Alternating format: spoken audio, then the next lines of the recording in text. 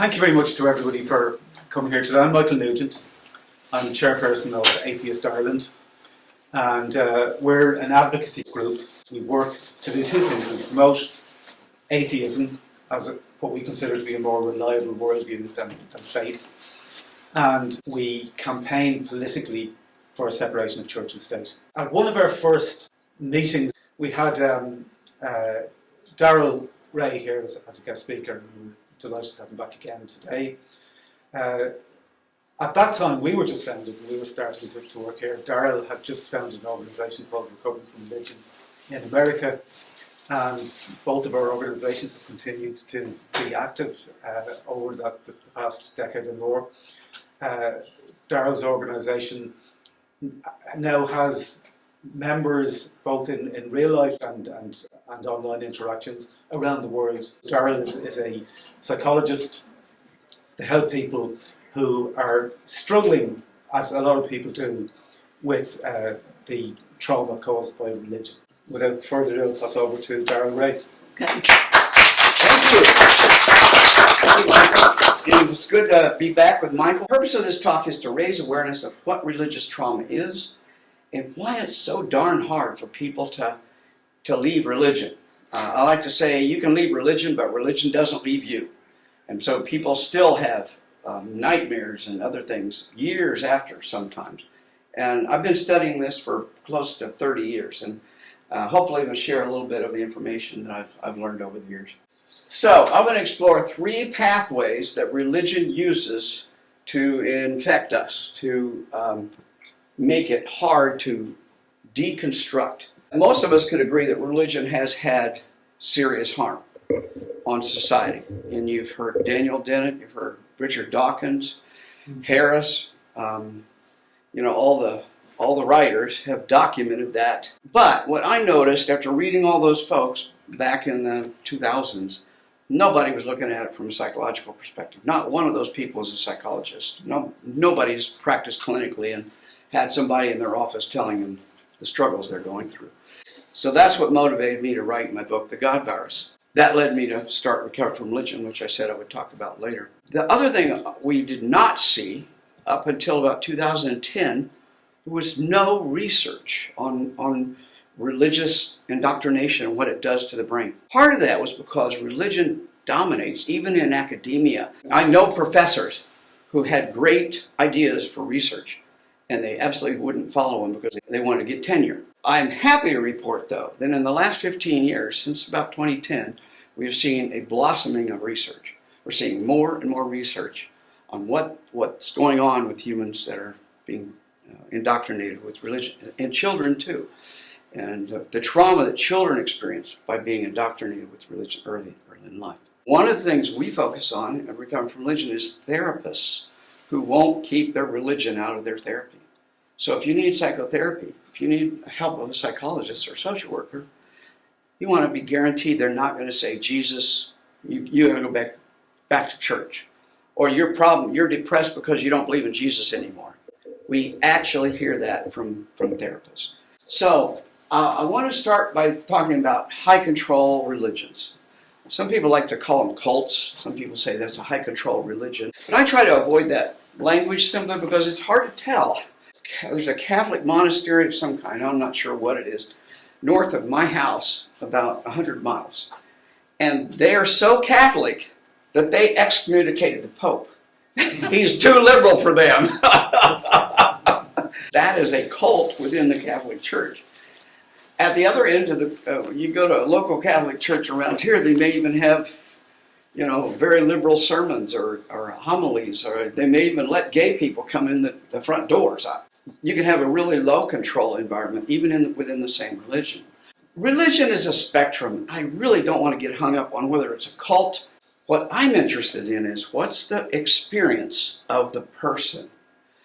So you could have a child who's been raised in a fairly nondescript Catholic family, but within the family, it feels like a cult because they're so highly controlled by the parents in the name of the religion. Now, you may not be aware of it, but your next door neighbor may be deeply evangelical. And what are they doing to their children with the concept of purity culture?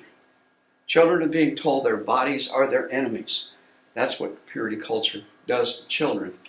There's really no other source of shame within many cultures except the religious shame. And the shame of a Muslim can be quite different than the shame of a Catholic. And the shame of a Catholic can be quite different than the shame of a Hindu, which tells us that shame is a culturally based concept. It can be very powerful. If you've ever felt intense shame, look where that came from. Did it come from your religious training? Probably did. People who do a lot of self-soothing, they have to have prayer beads, they have to pray a lot. Those can all be symptoms that you're dealing with shame, especially panic. We get a lot of phone calls and chats that recover from religion from people who are scared of hell. We've had people call us and say, I've been an atheist for 20 years, and I still wake up with night terrors about being scared of hell. And one of the questions we ask them, well, which hell are you scared of, please? Let us know. Is it the Catholic hell? Or maybe it's the Muslim hell? You know what they almost always say? Well, only the Christian hell. I don't believe in those other hells. Shame, sexual shame, almost all religions teach some sort of sexual shame, especially patriarchal religions. Usually New Age kind of religions or pagan religions are not nearly as sexually shaming as others are. And the last thing we hear is fear of isolation. Losing my whole community, losing my family, losing my friends. The church that surrounded me and, quote, loved me. If I leave that religion, what happens? I lose my whole community. So, what are our clients telling us when they say all these things? I'm afraid of losing my family. I'm afraid of hell. What they're saying is my brain is responding to my environment and it's causing me all sorts of problems. And I don't know what to do. And that's what we're going to be talking about. If you were raised religion, you were being taught about these horrible ideas that religion propagates. At the same time, you were being taught your language. Did you ever stop and think, why aren't you teaching me Chinese? Why are you teaching me English? Did anybody ask that question of your parents when you were 3 years old? It's an absurd question, isn't it? But at the same time, you could say, why aren't you teaching me Buddhism? Why are you teaching me to be a Catholic at 3 years old? It's the same thing. That your language is chosen for you, and the religion was chosen for you at the same time.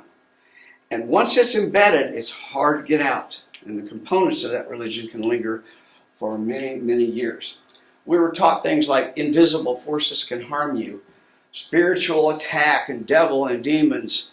Those kinds of things can be, once they're put into our minds, sometimes they're very hard to get rid of. So, how religion trains our brain. I'm going to show you 3 channels today. The limbic system. The limbic system is that system that's activated when you see a tiger coming at you and you're afraid of the tiger. When you feel fear, it's your limbic system. It's a whole program that is pretty much automatically going off. But you have to be trained. You're not born knowing that tigers will eat you. You have to learn that tigers will eat you. At the same time, you don't know that Satan will tempt you. You have to learn that Satan will tempt you. And once you learn that Satan will tempt you, your limbic system will kick in. Anytime you think or you're told that the devil is going to get you, your limbic system will kick in. Just like your limbic system kicks in around that tiger. Same thing. Children don't know the difference. The brains of those children don't know the difference. You didn't know it when you were being raised in that religion. If you felt disgust, how many times have you heard religions use the terms of disgust? Those disgusting homosexuals, or those filthy Catholics, filthy Protestants. It goes both ways, everybody's. So religion likes to use disgust terminology. And last is the attachment system. We have attachments that happen as a result of being a parent, parent-child, mother-child. Attachment is a very strong piece that religion uses against us, and I will illustrate that.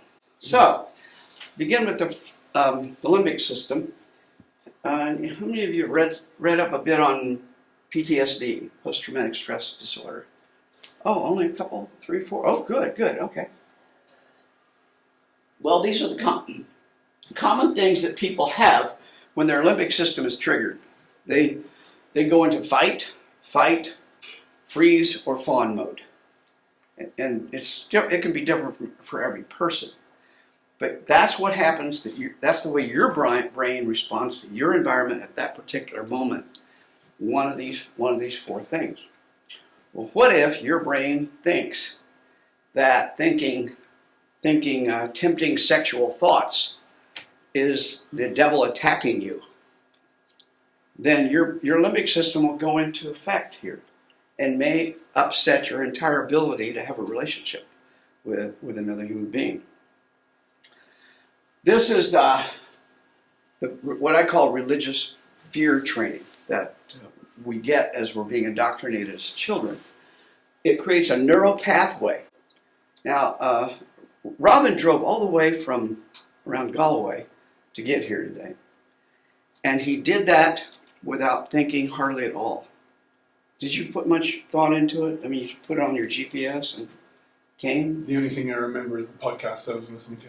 Okay. Yeah. So he was not even paying attention to his driving. He was listening to a podcast. Isn't that interesting? So his brain has been beautifully programmed to do exactly that. And religion likes to take that part of our human brain system and program us so we automatically know how to respond to any aspect of the environment. So when you see somebody sneeze, what's the program? Bless you. Bless you. Yeah, exactly. And you don't even think about it. And I know atheists that still say bless you. Now, why is an atheist saying bless you? Because it was programmed that way. And there's many of those little programs that we all experience every single day, even if we don't believe in it anymore. Another thing the brain pushes us into is hypervigilance. That being hyper aware of our environment inappropriately. There's no reason for you to be hyper aware of demons or Satan or temptations that are going on around you. There's no reason for that. But I know people who almost go into panic attacks just from the thought of somebody dressing too seductively. You know, or I have women, I don't know any here in Ireland, but back in the States, I know women who are traumatized by the kind of clothes they wore and were criticized by their minister in their church, publicly criticized for having worn something too seductive into church. Well, now, 20 years later, they still have that panic attack whenever they get around a minister or a priest. They think, oh, am I going to get criticized for what I wear? It's one of those programs that just automatically goes off. So it leads to inappropriate responses to the environment.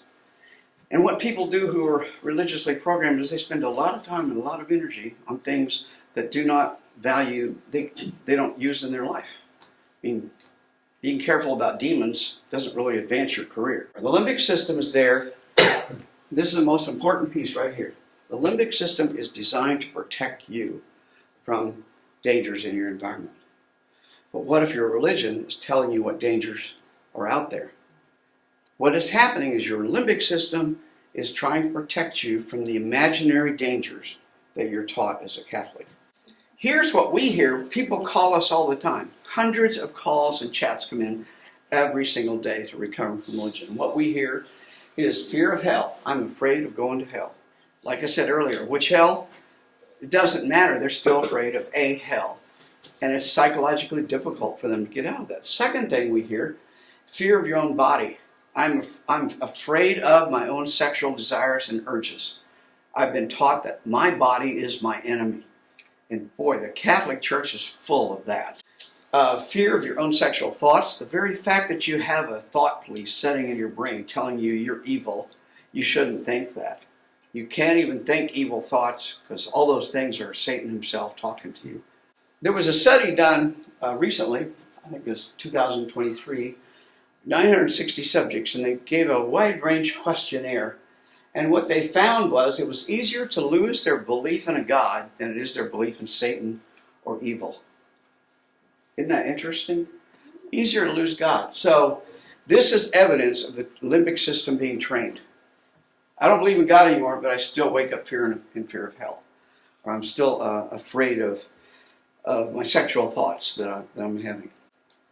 So it's kind of interesting that we have research. Remember I said early on, there's not much research going on. This is important research. This is showing how the limbic system stays trained years after you're gone out of religion. So I'm going to move to the second one, and this is the disgust pathway.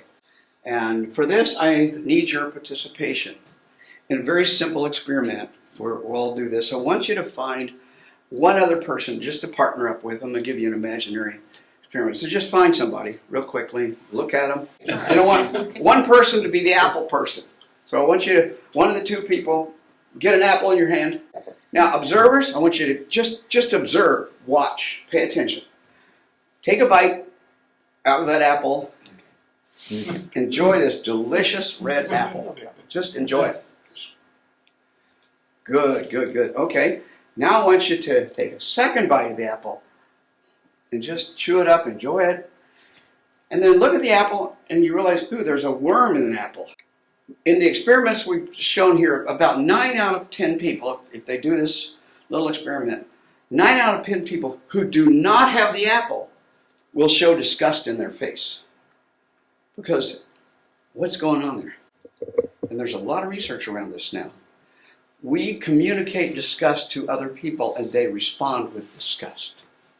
It's a strong pathway that's actually got real deep genetic and evolutionary roots. So it's evolutionary. We've learned over millions of years, don't eat the bad fruit that the other person is disgusted with. Disgust can be read by others, and here's the research behind that. Our core finding, this is the researchers, is that the anterior insula is activated both during the observation of disgusted facial expressions and during the emotion of disgust evoked by unpleasant odorants. The result indicates that for disgust, there is a common substrate for feeling an emotion and perceiving the same emotion in others. In other words, it's automatic. We don't even have to think about it. When I see somebody bite a disgusting piece of fruit, I will respond without even knowing it. You guys did not know it, and yet many of you had disgust on your face. So how the hell does this have anything to do with religion? Why am I talking about religion here? Well, some authors have suggested that religion taps into our disgust system. How often do you hear religions using the disease model? All the time we do. And you don't have to read too much in the Bible. There's all sorts of biblical references to sinners as filthy, as dirty, as disgusting. So these are concepts that what religion has done is it's taken our natural tendency towards disgust and adopted it so that we now have names and labels for people who are not like us. So religion tends to call sinners sick. They use the language of illness, filth, dirt, filthy homosexual, filthy sex addicts, disgusting. Transgenderism is a social contagion. Seen a lot of that lately. Immodest dress in women is disgusting to God. This is just taking the language that we naturally have around the insula, disgust system, and applying it to religion. So how often does religion talk about disgusting behavior, disease, dirty, repulsive, when discussing things that go against your religious moral ideas? And so as a result, it gives us some visceral permission to other people. You are not like us. You eat that filthy food. You are filthy to us. You are diseased to us. So all sorts of taboo things are incorporated within the disgust cycle that we've been talking about. So I'm gonna please follow my directions right now carefully. Do exactly what I tell you to do. Okay, ready? Do not think of a red elephant. Your brain cannot not think of a red elephant. When I say don't think of a red elephant, the way the brain works there is the brain has to create the image of the red elephant in order to understand what I'm saying. And then it says, oh, Darrel told me not to do that. And then you get rid of it. But it happens just like that. Don't think of sex. That's what the church does, doesn't it? Over and over and over again. Every single day of your life, if you're involved in a Baptist church or Catholic religion or Hindu or Muslim, every day it says don't think of sex. Don't think of a red elephant. So what do you end up doing? That's all you can think about. And think about this. What if you're a priest and you're told not to think of sex? Yeah, it ain't going to work too well, because sooner or later it's going to come out. And you actually engage in the very sex acts that you're telling your brain not to think about. Is it any surprise that priests, pedophile sex scandals that have happened literally over every major Catholic community on this planet had priests doing things, horrible things to children and to other people? Why is that? I mean, I've never had that inclination. Why would a priest? Well, because you're being told, don't think of a red elephant. Don't think of sex day in and day out. That's all you can think about. And your brain was programmed in such a way that you can't get it out. So afterwards you'll feel shame or guilt about the very thing that you have been told not to do. Don't think of the red elephant. And then you disassociate. How many times have we read about a minister who stands up every Sunday and preaches against homosexuality, and then we find out he's gay?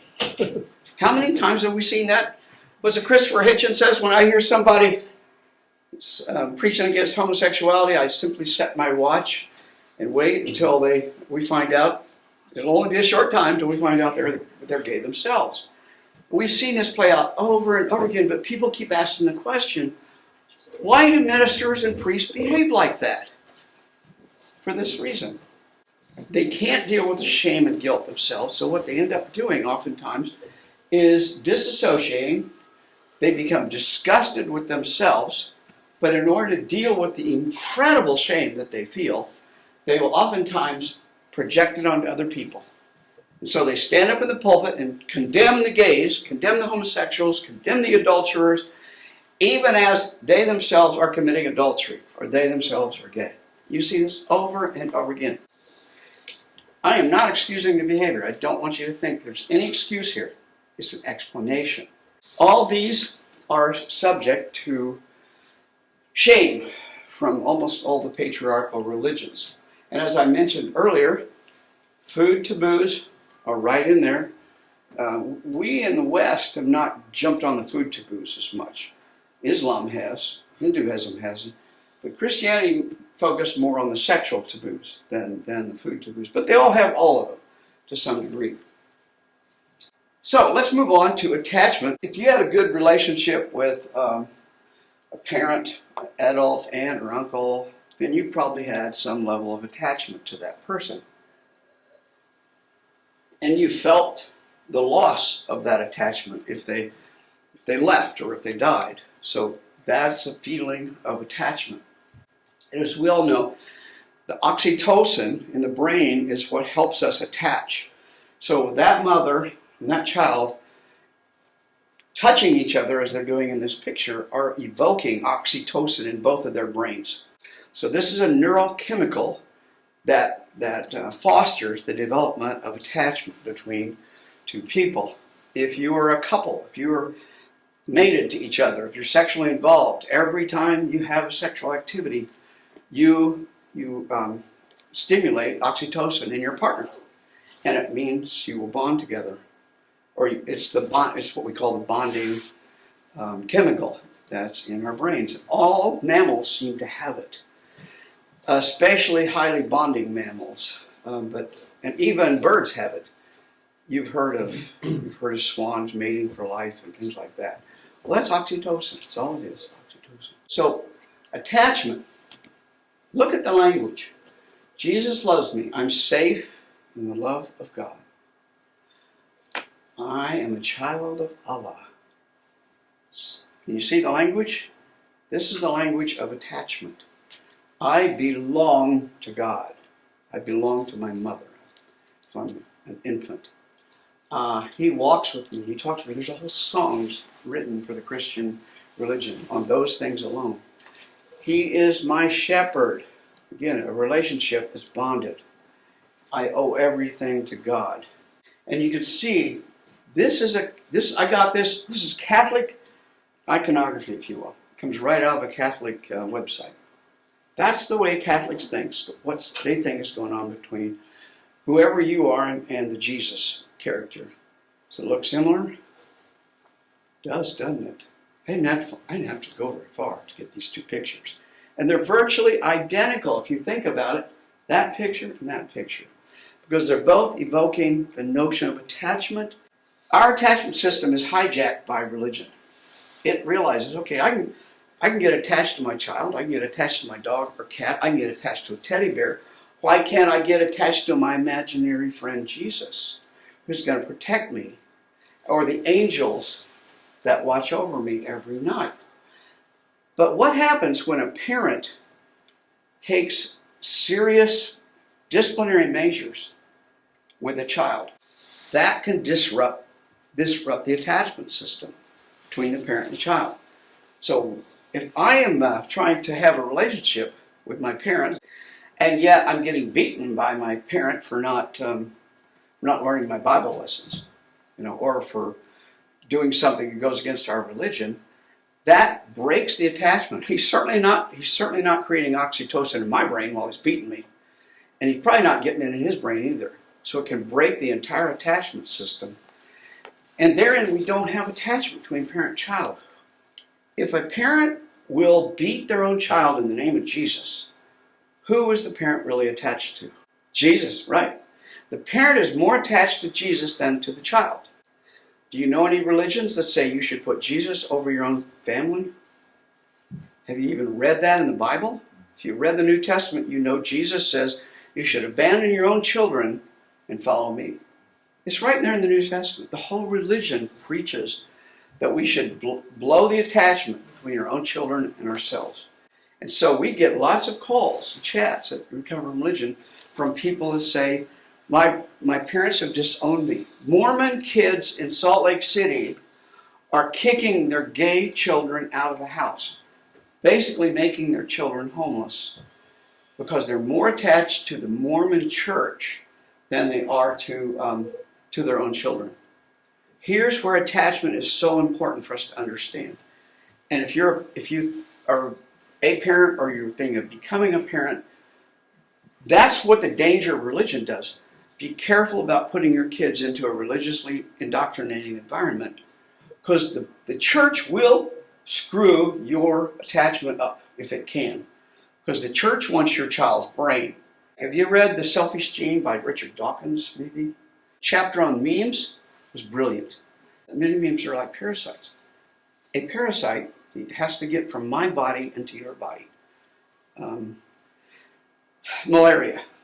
The Plasmodium malaria cell has to get from my body to your body, and the way it does it, of course, is maybe through mosquitoes. That's the vector. But in humans, religion is the mean, and maybe being a Catholic is the mean. I need to get Catholicism doesn't care about my brain. It's just going to use my brain to get into your brain. Just like the Plasmodium doesn't care which body it's in, it just needs to get to the next body. And that's why you get missionaries, that's why you get priests, that's why you get people flying all over the world trying to convert you to their particular religion, because they're trying to sneeze on you. Think about that. When the Jehovah's Witnesses, anybody ever had one knock on your door, Jehovah's Witness? They're trying to sneeze on you. When the Mormons come and knock on your door, they're trying to sneeze on you. Those folks down there today marching, they would love to sneeze on you and give you their God virus. So this is pretty interesting when you start looking at religion as an effective parasitic meme, if you will. We're looking at Africa right now, and we're seeing children being accused of being possessed of demons. Isn't that horrendous?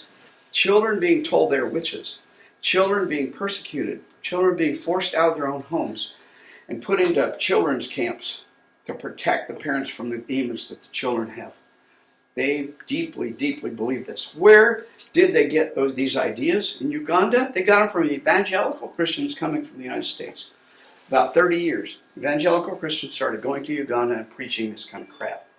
And now children, thousands of children, are being persecuted and tortured as a result of this belief that people can be evil, that demons can possess children, that women can be witches.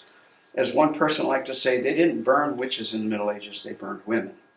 And that's the way to think about this. It was a religion that was vilifying women. And it's still true today. It's happening in Africa right now. Now, I don't pick on Africa because it's happening in the United States too. It probably is happening here to some degree. But we're seeing the vilification of women and the taking away of women's rights. This is all religiously motivated.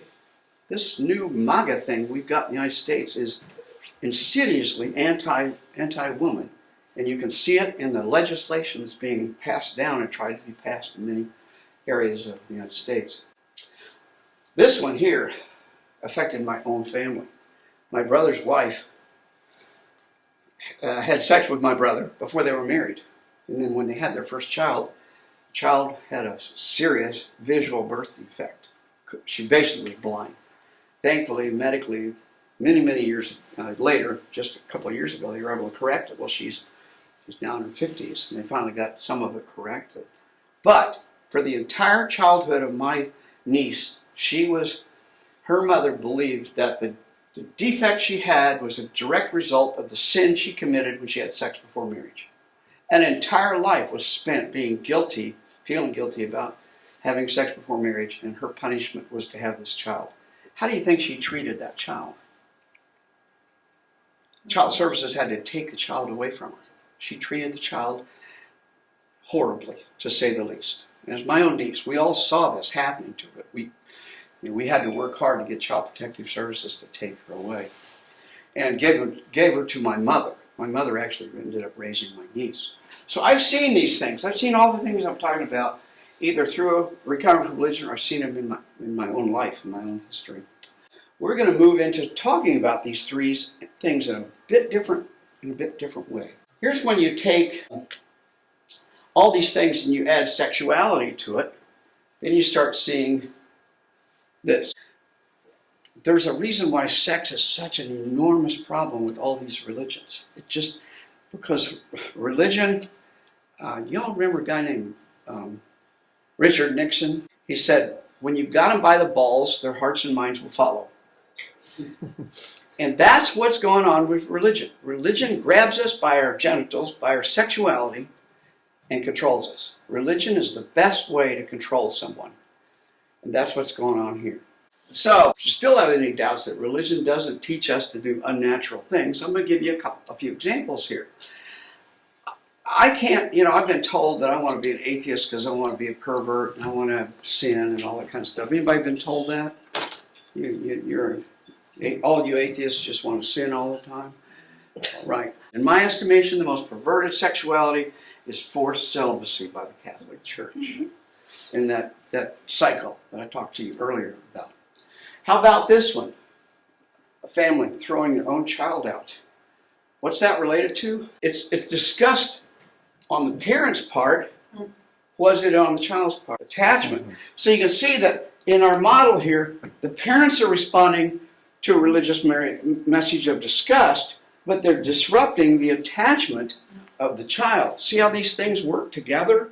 It's not just within the human being, but it's between human beings too. It helps us understand the dynamics of families and what's going on in families. Or how about this one? I've heard this a lot. What 13-year-old boy or girl is not masturbating? It's pretty rare. Of course, I never masturbated in my whole life. I'm just telling you. I actually did and still do, so don't worry about it. Read my book, Sex and God. You'll learn all about masturbation, among other things. Or what about the Muslim family that threatens to kill their own child, or at least kick their own child out? So these are unnatural. They're unnatural in the sense that it disrupts what normal parenting and relationships would be between parent and child, family. In your own body. I mean, the priest's relationship to their own body is pretty bad. They have not dealt with their own sexuality in a productive way in all likelihood. So, the most at-risk people that we see are LGBTQ plus people. They are always in danger when it comes to patriarchal systems. They're really the legal system is against them, but even if the legal system isn't, the cultural system and always is the religious system. And so you get things like conversion therapy being imposed on children. Homeschooling parents that are super religious will be imposing conversion therapy ideas upon their children. So it's happening whether it's official or not, whether they send them off to school or not. And what's going on with children in a Catholic school right here in Ireland that are being put in those schools and told by the nuns that masturbation is unnatural? What's happening in that child's brain at 6, 7, 8 years old? What happens when the priest walks into the whatever the sleeping arrangements are for that particular school and catches a boy or a girl masturbating and then berates them for that? Or a nun does the same thing. It's happening. It's happening right now. And the people that are being subjected to that now at 7 years old will be paying the price 25 years from now. I will just refer to one little statement the Jesuits used to make. Give me the child, give me the boy till 7, I'll give you the man. Interesting thing is, a lot of times people don't suffer mental health issues until they leave their religion. Now, why do they suffer? Because when you leave the religion, you lose the protection and support of the attachment system. So the attachment system is blown apart for somebody who leaves the religion. And there's all the programming they had. People who are outside the religion are bad, are wrong, are satanic. The world outside of our religion is going to make you a sinner and send you to hell. So a lot of things happen when you leave a religion. Now, that's not to say it's not a good thing. I love it when people leave. But it takes them 2 or 3 years to get their balance again. And we see the pattern very, very consistently. It takes 2 to 5 years, generally less, but it can take up to 5 years for some people to... It's like getting a divorce. If you've ever been through a divorce, you know you're not... First couple of years are pretty unsteady. You're still dealing with stuff you have never thought about. Same thing's going true. You are kind of attached. You're attached to your partner, your mate, then you get divorced. You're attached to your church, your religious community, then you get divorced. Very similar emotional responses from these two examples. So, when people are convinced that they are worthless, that they can't live without the religion, they can't live without the cult, and they get kicked out. For example, we got lots of ex-Jehovah's Witnesses that call us, and they're calling us because they got kicked out of the church. They didn't leave it voluntarily, they got kicked out because they maybe violated one of the churches. They're very good at kicking people out of the Jehovah's Witnesses. But once they're out there, they realize, here's all this really great world out here. I can let my hair grow. I can dress like I want to. I can go get a college education. They're very much against college education in Jehovah's Witnesses usually. So, but they still have the anxiety in dealing with. That's why we get so many calls. There's so many child rearing practices. I've already talked about that. But usually the harsh punishments, what really creates the religious trauma in children, because the punishment is in the name of Jesus. It's in the name of the religion. And that gets associated, punishment with religion.